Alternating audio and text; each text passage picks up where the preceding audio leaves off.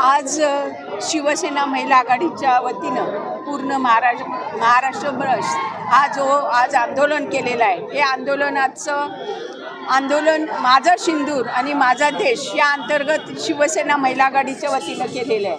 आज खरं तर मगाशी मी भाषणात सांगितलं की मोदींना संसार नाही किंवा ते संसार करत नाही, त्यामुळे या चुटकीभर सिंदूरची किंमत त्यांना कळणार नाही आहे. जुलैमध्ये ज्या अतिरेक्यांनी आपल्या 26 बांधवांची निगरून हत्या केली, त्यांच्या बायकांच्या समोर, त्यांच्या मुलांच्या समोर त्यांना गोळ्या घालून मारण्यात आलं, हे अख्खं जग ह्या गोष्टीमुळे हळवळलं आहे.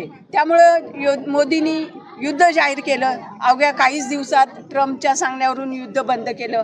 पाकिस्तानचं पाणी अडवू, पाकिस्तानची आर्थिक व्यवहार करणार नाही म्हणून फक्त त्यावेळी निवडणुका तोंडासमोर होत्या, डोळ्यासमोर निवडणुका ठेवून या घोषणा केल्या. आणि आज पाकिस्तानबरोबर कुठलंही संबंध ठेवणार नव्हते हे सरकार. मग आज ही जी मॅच आहे ती कुणाचे हितसंबंध सांभाळण्यासाठी आहे, याचा विचार कुठेतरी आपण केला पाहिजे.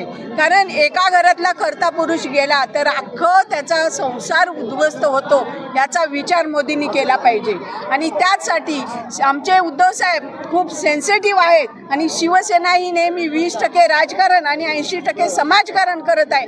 त्यामुळं शिवसेनेच्या पदाधिकाऱ्यांना या ज्या लोकांच्या भावना आहेत त्याची जाणीव आहे आणि आज त्या जाणीवेतूनच आज हे महाराष्ट्रभर महिला आघाडी आंदोलन करत आहे. आणि सन्माननीय पंतप्रधान मोदी साहेब यांना आम्ही कुंकवाच्या डब्यात भेट म्हणून पाठवत आहोत.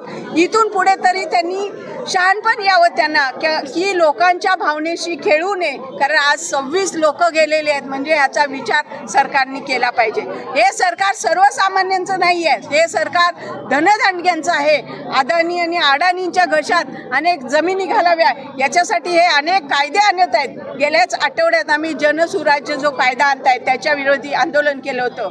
पण आजचं आंदोलन हे खूप घराघरातल्या महिलांना भावणार आहे आणि या सिंदूरची किंमत पंतप्रधानांना कळली पाहिजे. आणि त्यासाठी आम्ही हा चुटकीभर सिंदूर त्यांच्या कार्यालयाला आणि त्यांच्या हाऊसला आम्ही पाठवत आहोत. त्यांचा त्यांनी स्वीकार करावा असा महिला आघाडीकडनं आम्ही त्यांना आग्रह करतो.